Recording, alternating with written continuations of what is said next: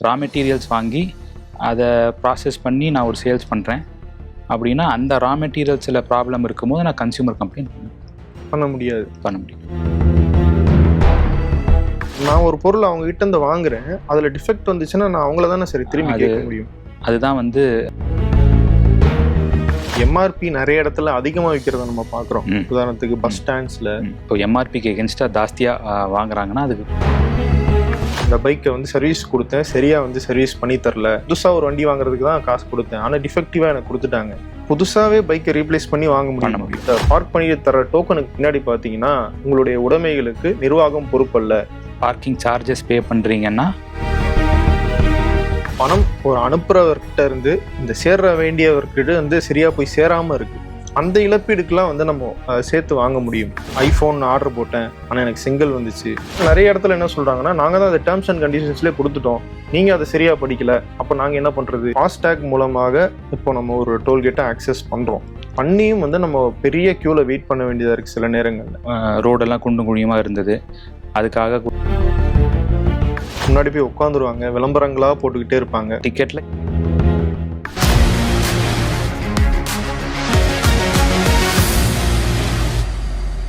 Simply சட்டம் நிகழ்ச்சிக்கு உங்களை வரவேற்கிறோம்.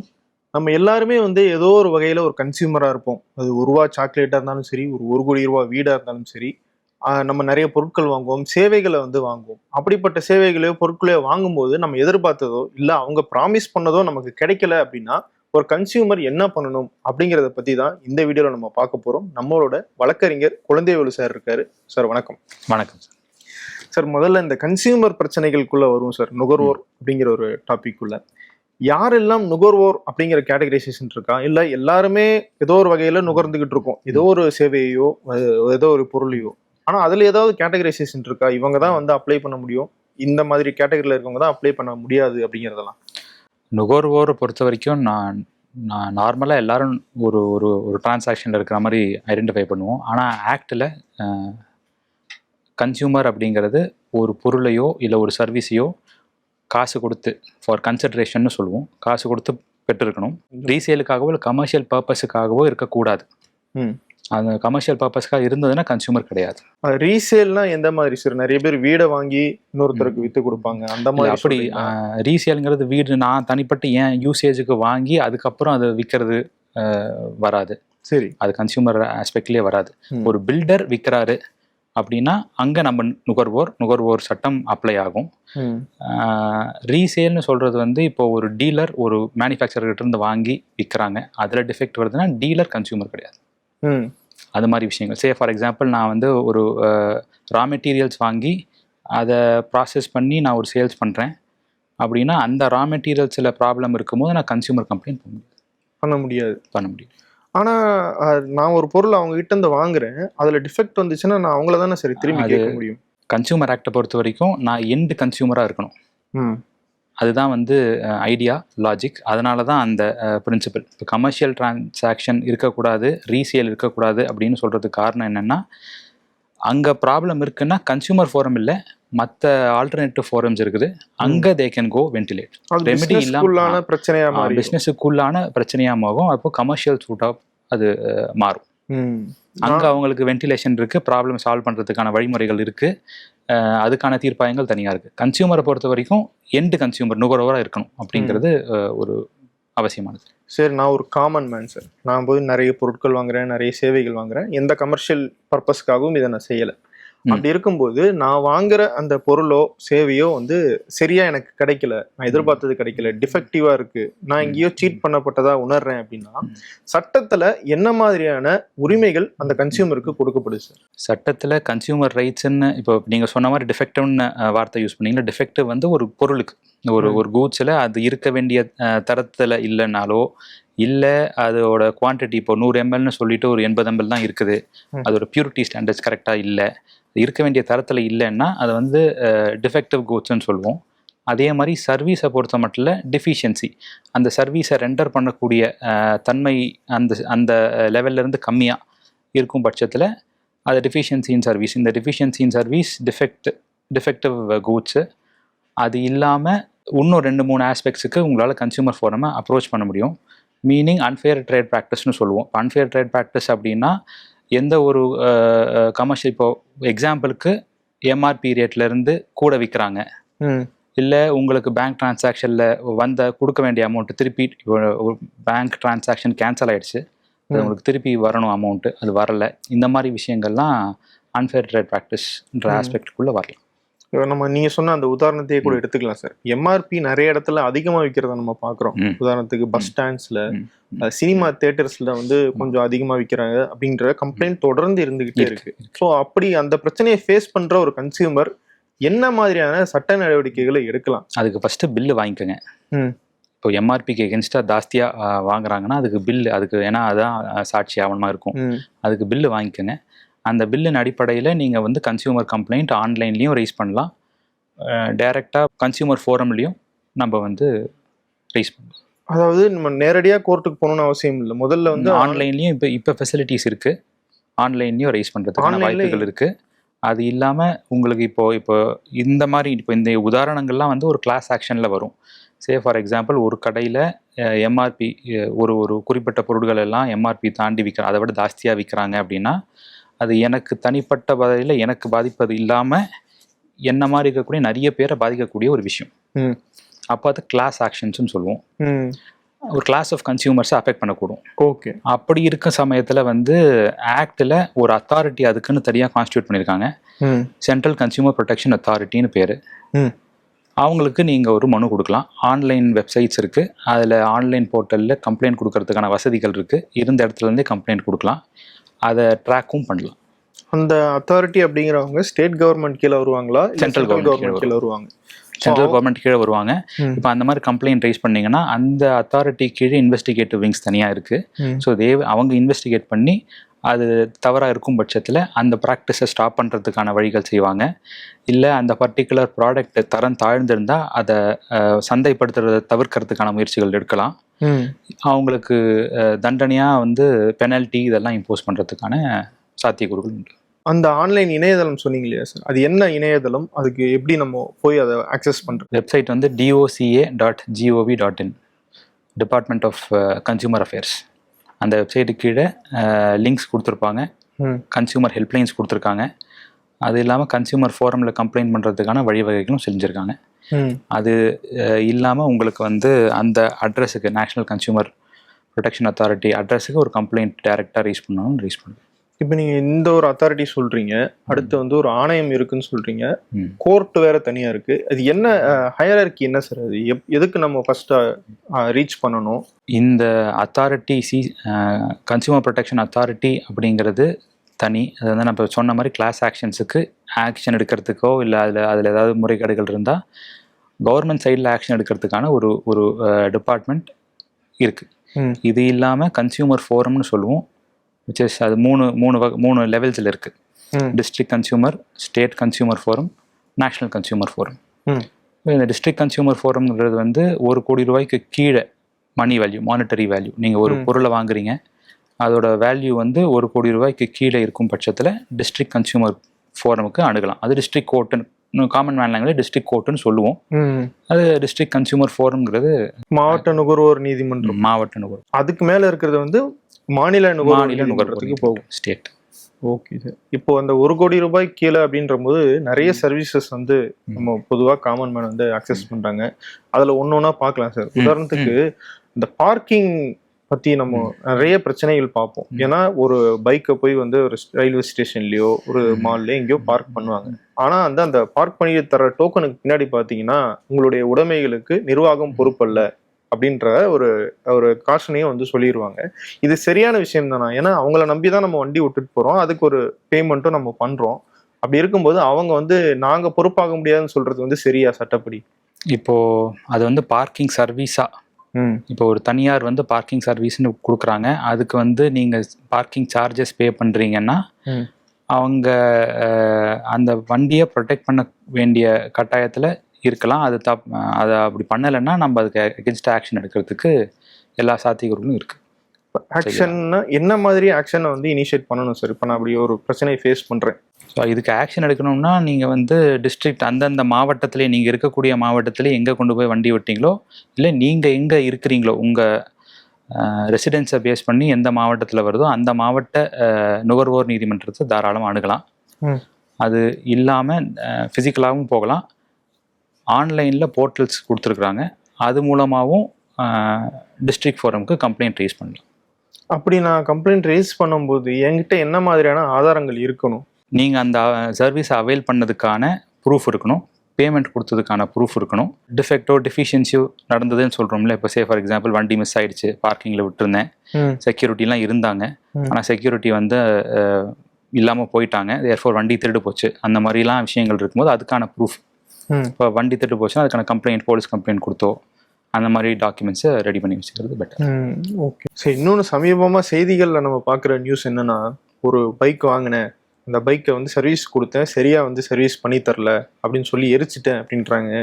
சில பேர் வந்து வாங்கின பைக்லேயே டிஃபெக்டாக இருக்குது, அதனால் நான் அடித்து உடைக்கிறேன், எவ்வளோதான் நான் சொன்னாலும் அவங்களுக்கு இதை மாற்றி தர மாட்டாங்க. நீங்கள் வாங்கிட்டீங்க, நான் அதை வேணால் சரி வேணால் பண்ணி தரேன்னு சொல்கிறாங்களே தவிர எனக்கு வந்து மாற்றி தர மாட்டேன்னு சொல்கிறாங்க. நான் புதுசாக ஒரு வண்டி வாங்குறதுக்கு தான் காசு கொடுத்தேன், ஆனால் டிஃபெக்டிவாக எனக்கு கொடுத்துட்டாங்க, இது ஏன் வந்து நான் திரும்பி கேட்கவே முடியாதா அப்படிங்கிற நிறைய புலம்பல்களை பார்க்க முடியுது. கேட்க முடியாதா அப்படிங்கிறது கிடையாது, கேட்க முடியும். அந்த மாதிரி பைக்கை எரிக்கிற இன்ஸ்டன்சஸ்லாம் அவாய்ட் பண்ணிட்டு இந்த கன்சூமர் ஃபோரம் அப்ரோச் பண்ணுறது சரியா இருக்கும். ரீசன் என்னன்னா, ப்ராடக்ட் லயபிலிட்டி அப்படிங்கிற ஒரு விஷயம் இருக்கு. இப்போ ஒரு கம்பெனி ஒரு ப்ராடக்டை மேனுஃபேக்சர் பண்ணுதுன்னா அந்த மேனுஃபேக்சரிங்கில் ஒரு டிஃபெக்ட் இருக்குது, சிஸ்டம்ஸ்லேயும் எல்லா ப்ராடக்ட்ஸ்லையும் இருக்குது அப்படின்னா அதை சரி பண்ணி கொடுக்கறதுக்கோ இல்லை சரி பண்ணி அது சரியாகலைன்னா அதை ரீப்ளேஸ் பண்ணுறதுக்கோ அவங்க கடமைப்பட்டவங்க தான். அதை வந்து கரெக்டான நீதிமன்றத்தை அணுகி ரெமெடி எடுத்துக்கிட்டால் அந்த ரெமெடி கிடைக்கும். புதுசாகவே பைக்கை ரீப்ளேஸ் பண்ணி பண்ண முடியும். அது உண்மையாகவே அதை ரெக்டிஃபை பண்ண முடியாத ப்ராப்ளமாக இருந்தால். இப்போ உங்கள் பைக்கு இருக்குது, அந்த பைக்கில் ஒரு ப்ராப்ளம் இருக்குது, அந்த ப்ராப்ளமை ரெக்டிஃபை பண்ணிட்டா புதுசாக ரீப்ளேஸ் பண்ண வேண்டிய அவசியம் இல்லை. அந்த ப்ராப்ளமை ரெக்டிஃபை பண்ண முடியல அப்படின்னா ரீப்ளேஸ் பண்ணுவாங்க. ஃபார் எக்ஸாம்பிள் ஒரு ஃபோன் வாங்குகிறோம், ஒரு ஃபோனில் வந்து ஒரு ப்ராப்ளம் வருது, அந்த ப்ராப்ளமை ரெக்டிஃபை பண்ணி கொடுத்துட்டாங்க அப்படின்னா நம்ம ரீப்ளேஸ்மெண்ட் கேட்க வேண்டிய அவசியம் இருக்காது. ரெக்டிஃபை பண்ண முடியல, இல்லை ரெக்டிஃபை பண்ணியும் அது சரியாக வரல, ரிக்கர் ஆகுது அப்படின்னா ரீப்ளேஸ்மெண்ட் கேட்கலாம். இப்போ இந்த மாதிரியான வழக்குகளில் நம்ம கோர்ட்டில் என்ன மாதிரியான ஆதாரங்கள் சப்மிட் பண்ண முடியும்? ஏன்னா இது நீங்கள் ஒரு ப்ரூஃப் கேட்குறீங்க, இப்போ நான் வாங்கும் போதே இப்படி தான் இருந்துச்சு அப்படிங்கிறதுக்கு என்ன மாதிரியான ப்ரூஃப் நான் கொடுக்குறது? அது வந்து கேஸ் டு கேஸ் பேசிஸில் என்னென்ன இப்போது அது என்ன மாதிரியான ஒரு டிஃபெக்டை சொல்கிறோமோ அதுக்கு நம்ம ப்ரூஃபு காமிக்க வேண்டியிருக்கும். ஃபார் எக்ஸாம்பிள் என்ஜினில் ப்ராப்ளம்னு சொன்னோம்னா என்ஜின் சீஸ் ஆகுது, இல்லை இப்போ நம்ம ஒரு கம்ப்ளைண்ட் கொண்டு போய் சர்வீஸுக்கு கொடுக்கும் போதே அந்த சர்வீஸ் இன்வாய்ஸ் கொடுப்பாங்க, அதில் நீங்கள் என்ன கம்ப்ளைண்ட்டுன்னு நீங்கள் சொல்கிறீங்களோ அதை தெளிவாக பதிவு பண்ணுங்கள். அது ரெக்கார்ட் ஆகுதான்னு கவனிச்சுக்கோங்க. அந்த ரெக்கார்ட் ஆகிறத கரெக்டாக நீங்கள் வந்து பிரதி எடுத்து நீங்கள் வச்சுக்கணும். நம்மளும் ஒரு காப்பி, ஒரு ஃபோட்டோ காப்பி இருந்தால் கூட ஓகே. நீங்கள் ஃபோட்டோ காப்பியாக இப்போ ஃபார் எக்ஸாம்பிள் ஒரு வண்டியை சர்வீஸ் கொடுக்குறீங்க அப்படின்னா இந்த கம்ப்ளைண்ட்டுன்னு சொல்லி கொடுப்பீங்க. அந்த கம்ப்ளைண்ட்டை அவங்க ரெக்கார்ட் பண்ணுறாங்களான்னு பார்த்துக்கோங்க. ரெக்கார்ட் பண்ணி உங்களுக்கு ஒரு ஸ்லிப், நார்மலாக பெரிய கம்பெனிஸ் எல்லாம் வந்து இப்போ நீங்கள் சர்வீஸ் கொண்டு போய் கொடுக்குறீங்கன்னா சர்வீஸ் விட்டதுக்கான ஒரு இன்வாய்ஸ் மாதிரி ஒன்று கொடுப்பாங்க. அதில் நீங்கள் சொல்கிற கம்ப்ளைண்ட்ஸ் ரெக்கார்ட் ஆகிருக்கான்னு பாருங்கள். அந்த கம்ப்ளைண்ட் ரெக்கர் ஆகுது அப்படின்னா கோர்ட்டில் அந்த ரெக்கர் ஆகிறதுக்கான விஷயங்களை ப்ரூவ் பண்ணுறதுக்கு எக்ஸ்பர்ட் எவிடன்ஸ் மூலமாகவோ இல்லை மற்ற விஷயங்கள் மூலமாக அதுக்கான வழிவகைகள் இருக்குது. அதை பயன்படுத்தி மட்டும்தான் அதெல்லாம் ப்ரூவ் பண்ண முடியும். இந்த பைக்கு கார் விஷயத்திலேயே சார் நிறைய ஷோரூம்ஸில் வந்து டெஸ்ட் டிரைவுக்காக சில வண்டிகள் வச்சுருப்பாங்க. அந்த பைக்கை வந்து இது புது வண்டி தான் சொல்லி அந்த ஓடோமீட்டர்லாம் டேம்பர் பண்ணி 0 ஆக்கி கொடுத்துட்றாங்க. அது பின்னாடி தெரிய வருது இதில் பிரச்சனைகள் வர. ஸோ இந்த மாதிரி செய்கிறத வந்து நம்ம என்ன மாதிரியான சட்ட விதிகளை யூஸ் பண்ணி நம்ம அப்ரோச் பண்ணலாம்? இது வந்து தவறான ஒரு விஷயம்தான். இது வந்து அன்ஃபேர் ட்ரேட் ப்ராக்டிஸில் வரும். ஒரு கம்பெனி புது வண்டியை கொடுக்குறாங்க அப்படின்னு உங்களுக்கு வந்து உத்தரவாதம் கொடுக்குறாங்கன்னா அது புது வண்டியாக மட்டுமே இருக்கணும். அப்படி இல்லாமல் இந்த மாதிரி ரீஃபர்பிஷ்டு வண்டியோ இல்லை ட்ரையல் வண்டி இதெல்லாம் வந்து கொடுத்தாங்கன்னா அது வந்து தவறான விஷயம். அதுக்கான ப்ரூஃபோட நம்ம நீதிமன்றத்தை அணுகுனா அதுக்கு ரீப்ளேஸ்மெண்ட்டும் கிடைக்கும், காம்பன்சேஷனும் கிடைக்கும். அந்த மாதிரி ஒரு ப்ராக்டிஸ் இருக்குதுன்னா அதை வந்து நிறுத்துறதுக்கான உத்தரவுகளையும் கோர்ட்டால் பிறப்பிக்க முடியும். இப்போ நிறைய ஆன்லைன் சர்வீசஸ் நம்ம யூஸ் பண்ணுறோம் சார். இன்சூரன்ஸ் மாதிரி நிறைய டேர்ம்ஸ் அண்ட் கண்டிஷன்ஸ் புரியாத பாஷையில் நிறைய இருக்குது. காமன் மேனுக்கு வந்து அது தெரியாது, ஏன்னா படித்தும் பார்க்க மாட்டாங்க. அப்படிப்பட்ட சர்வீஸை எடுக்கும்போது நமக்கு ஒரு பிரச்சனை வந்துச்சுன்னா அதை நம்ம இந்த மாதிரி கோர்ட்ல போய் அப்ரோச் பண்றோம். ஆனா நிறைய இடத்துல என்ன சொல்றாங்கன்னா, நாங்க தான் அந்த டேர்ம்ஸ் அண்ட் கண்டிஷன்ஸ்லேயே கொடுத்துட்டோம், நீங்க அதை சரியா படிக்கல, அப்ப நாங்க என்ன பண்றது அப்படிங்கிற ஒரு வாதத்தை வைப்பாங்க. அந்த மாதிரி ஒரு சுச்சுவேஷன்ல ஒரு கன்சியூமர் என்ன பண்ணணும் சார்? இன்சூரன்ஸை பற்றி கேட்டதுனால, இன்சூரன்ஸ் பொறுத்த வரைக்கும் இன்சூரன்ஸில் இருக்க டேர்ம்ஸை தெளிவாக படிக்க வேண்டிய கட்டாயம் ஒரு ஒரு கன்சியூமருக்கும் இருக்குது. அது சின்ன எழுத்துக்களில் இருந்தாலும் சரி, எப்படி நமக்கு வேணுமோ அது மாதிரி கேட்டு, உங்களுக்கு இப்போ இன்சூரன்ஸு வாங்குறீங்க அப்படின்னா இன்சூரன்ஸ் பின்னாடி இருக்கிற டேர்ம்ஸ் அண்ட் கண்டிஷன்ஸ் எல்லாம் கொடுப்பாங்க. அதை அப்போ படிக்க முடியலனா கூட பொறுமையாக ஒரு 15 to 20 days ஒரு இன்சூரன்ஸ், எந்த இன்சூரன்ஸ் பாலிசி வாங்கினாலும் மினிமம் ஒரு 15 days to 30 days வரைக்கும் விண்டோ பீரியட் இருக்கும். அந்த பீரியடுக்குள்ளே நீங்கள் படிச்சுட்டு இந்தந்த டேர்ம்ஸ் எனக்கு வந்து செட் ஆகாது, எனக்கு இந்த இன்சூரன்ஸ் பாலிசி வேண்டான்னு நீங்கள் நினச்சிங்கன்னா, இன்சூரன்ஸ் பாலிசி வாங்கின பிறகு கூட வாங்கி உங்களுக்கு பாலிசி கைக்கு கிடச்சி 15 நாளைக்குள்ளே இந்த பாலிசி எனக்கு வேணான்னு நீங்கள் எழுத்து மூலமாக தெரிவிச்சிங்கன்னா அந்த பாலிசிக்கு ப்ரீமியம் கட்டின அமௌண்ட் உங்களுக்கு திருப்பப்படணும். அப்படி பண்ணலைன்னா அது வந்து நுகர்வோர் நீதிமன்றத்துலையும் அணுகலாம், இல்லைன்னா இன்சூரன்ஸ் ஓம்பட்ஸ்மேன் ஒரு தனி ஒரு ஃபோரம் ஒன்று இருக்குது, அங்கேயும்.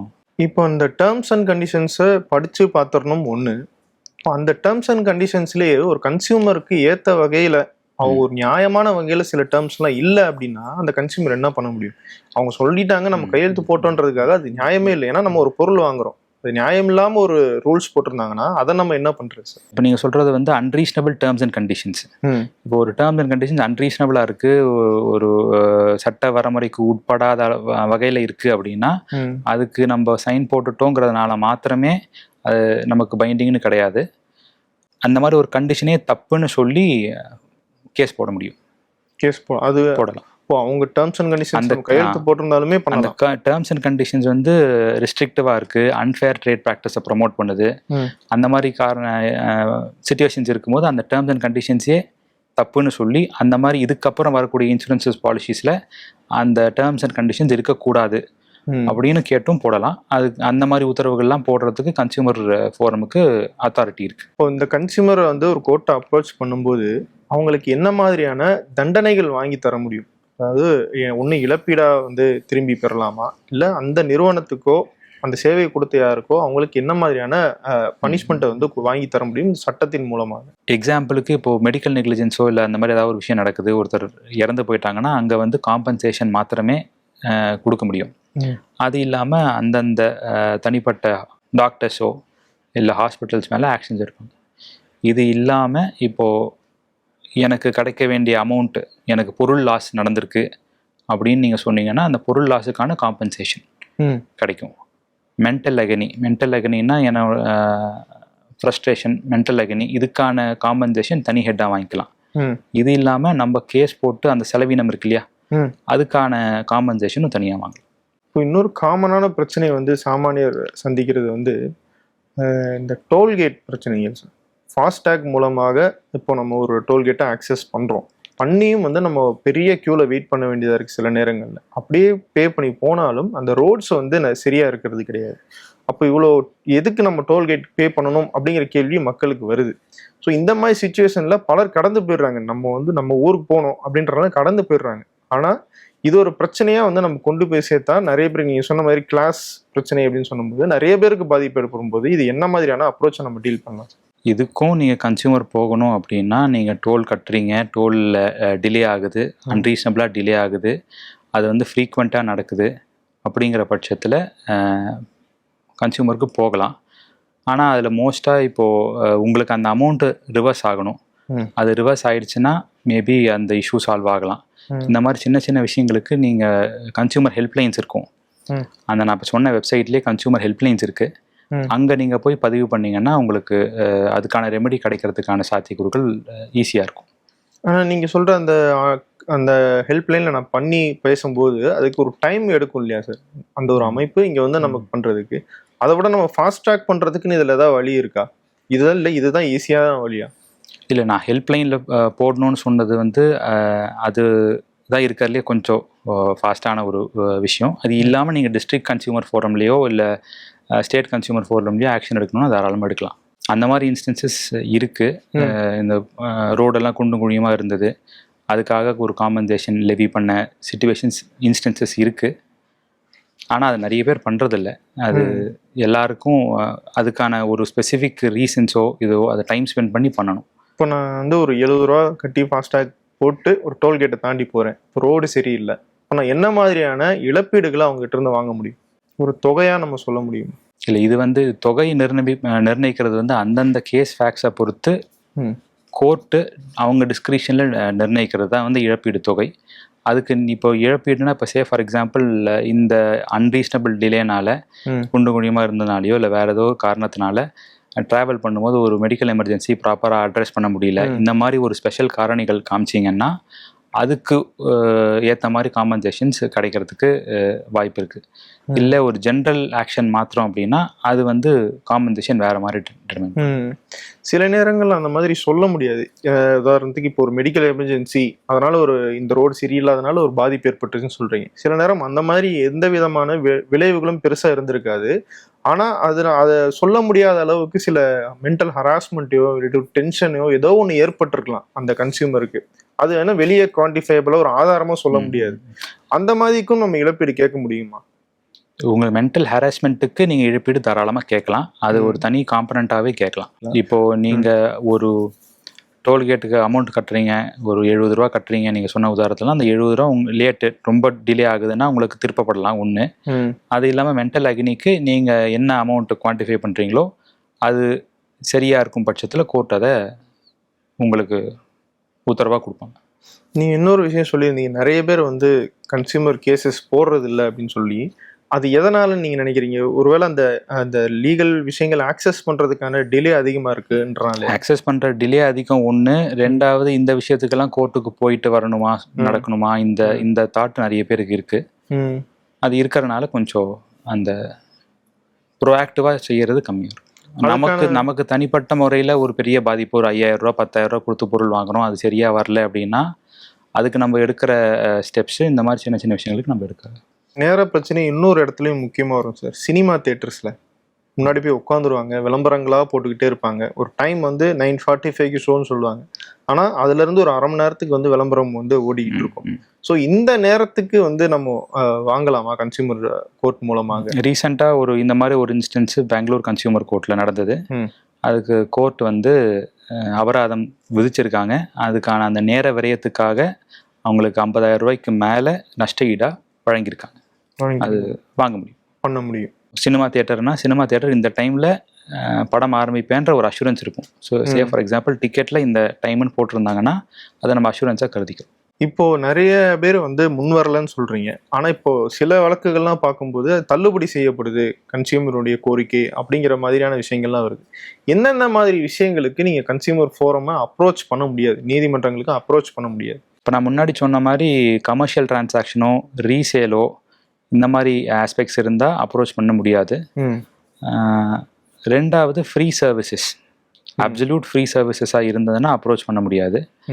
டிஸ்மிஸ் பண்ணுறது அப்படிங்கிறது, இப்போ நம்மளை பொறுத்த வரைக்கும் ஒரு ப்ராடக்டில் டிஃபெக்டோ இல்லை நெக்லிஜென்ஸோ இருக்குன்னு சொல்லி கேஸ் போடுவோம். அது தீர்ப்பாயத்தில் நாங்கள் நெக்லிஜென்ட்டாவோ டிஃபெக்டிவாவோ இருக்கலை அப்படின்னு முடிவாகும் பட்சத்தில் டிஸ்மிஸ் பண்ணுறதுக்கான வாய்ப்புகள் இருக்குது. அது அந்தந்த கேஸோட தரவுகளை பொறுத்து, அந்தந்த ஃபேக்ஸை பொறுத்து கோர்ட்டு டிசைட் பண்ணுறது. அப்படி நிராகரிக்கப்படுற கேஸுகளுக்கு அந்த கேஸை போட்டவங்க மேலே ஏதாவது தண்டனையோ, அவங்களுக்கு ஏதாவது அந்த தொகை விதிப்பதா செய்வாங்களா?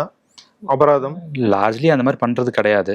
மோஸ்ட்டாக டிஸ்மிஸ் பண்ணுவாங்க. ரொம்ப எக்ஸ்ட்ரீம் கேசஸில் அது வந்து abuse of process of court, அதாவது கோர்ட்டு நேரத்தை விரையும் பண்ணுறதுக்காகவே ரொம்ப பர்பஸ்ஃபுல்லாக பண்ணுற மாதிரி இருந்தால் மாத்திரம் காஸ்ட் இம்போஸ் பண்ணுறதுக்கான சாத்தியக்கூறுகள் உண்டு.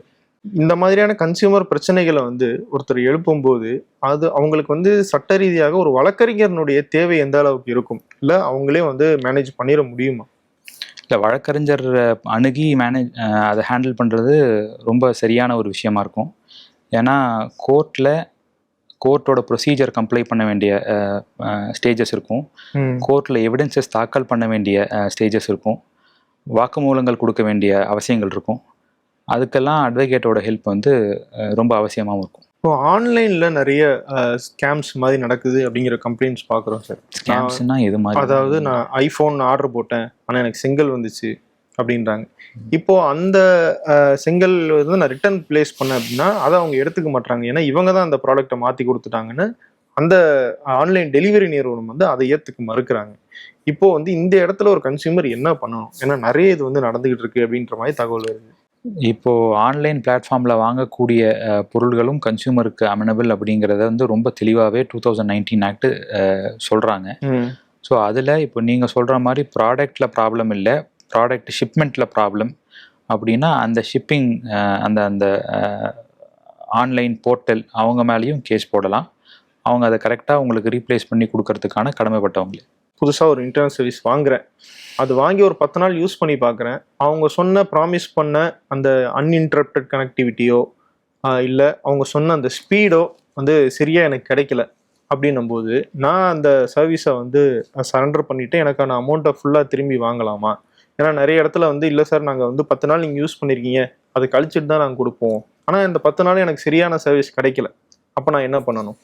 அது உங்கள் சர்வீஸ் ப்ரொவைடர் என்னென்ன டேர்ம்ஸ் அண்ட் கண்டிஷன்ஸ், என்ன அஷூரன்சஸ் கொடுத்துருக்காங்க அப்படிங்கிறத ரொம்ப தெளிவாக பார்க்க வேண்டிய ஒரு இடம். சில இப்போ நீங்கள் சொன்ன எக்ஸாம்பிள்ஸில் சில service providers up to 50 Mbps சொல்கிறாங்கன்னா 50 Mbps வரைக்கும் ஸ்பீடு வேரி ஆகும் அப்படிங்கிறது பொருள்படும். ஓகே. ஸோ அதெல்லாம் கொஞ்சம் தெளிவாக பார்த்துக்கணும். மினிமமே இவ்வளோ ஸ்பீடு வரும், குறைஞ்சபட்சம் இவ்வளோ ஸ்பீடு வரும் அப்படின்னு சொல்லி அது வரல அப்படின்னா அன்ஃபேர் ட்ரேட் ப்ராக்டிஸ்னு சொல்ல முடியும். நமக்கு கொடுத்த அஷூரன்ஸை விட கம்மியாக இருக்குது, அதனால் அந்த சர்வீஸ் வந்து அந்த தரம் குறைந்து இருக்குது அப்படின்னு சொல்லி கேஸ் போட முடியும். அதுக்கான காம்பன்சேஷன் ஏதாவது இருக்கும் பட்சத்தில் அது வாங்கலாம். இப்போ கொஞ்சம் ரியல் எஸ்டேட் பக்கம் வரோன்னு வைங்க சார், அது வந்து நீங்கள் சொன்ன மாதிரி 1 கோடி ரூபாய்க்கு மேலே கூட போகிறதுக்கான வாய்ப்பு இருக்குது. அந்த மாதிரி ரியல் எஸ்டேட்டில் ஒரு ஃப்ளாட் ஒருத்தர் வாங்கணும்னு வந்து ஒரு அக்ரிமெண்ட் போடுறாரு. அவங்க அந்த ஃப்ளாட் அதுக்கப்புறம் தான் கட்ட போகிறாங்க, கட்டி இத்தனை தேதிக்குள்ளே நான் கொடுக்குறோம் அப்படின்னு சொல்லி ஒரு அக்ரிமெண்ட் வந்து அவங்களுக்குள்ள சைன் ஆகுது. ஆனால் அந்த டேட்டில் அவங்க அந்த பில்டர் வந்து அந்த ஃப்ளாட் அவங்ககிட்ட கொடுக்கல அப்படின்னா இந்த கன்சியூமர் என்ன மாதிரியான நடவடிக்கைகள் எடுக்கணும்? இப்போது ரீசெண்டாக இதுக்கு ஸ்பெசிஃபிக்காகவே ரெரா ஆக்ட்னு ஒரு தனி ஆக்ட் வந்திருக்கு. ரெரா ஆக்ட் கீழே ரெரா ட்ரைபுனல்ஸ் இருக்குது. அங்கே போய் அவங்க அந்தந்த விஷயங்களை ரெட்ரஸ் பண்ணிக்கிறதுக்கு வாய்ப்பு இருக்குது. சைமல்டேனியஸாக இப்போ ரெரா கோர்ட்லேயும் ஆக்ஷன் எடுத்து கன்சியூமர் கோர்ட்லேயும் ஆக்ஷன் எடுக்கக்கூடாது. ஏதாவது ஒரு கோர்ட்டில் அவங்க ஆக்ஷன் எடுக்கணும்னு எடுக்கலாம். கன்சியூமர் கோர்ட்டில் இதுக்கு முன்னாடி கன்சியூமர் கோர்ட்டில் நிறைய அந்த மாதிரி வழக்குகள் வரும். ஒரு அக்ரிமெண்ட் டேர்ம் ஒத்துக்கிட்டு அந்த டேர்முக்குள்ளே அவங்க வந்து உங்களுக்கு ஹேண்ட் ஓவர் பண்ணலைன்னா அதுக்கான இழப்பீடு நீங்கள் கேட்டு பெறலாம்.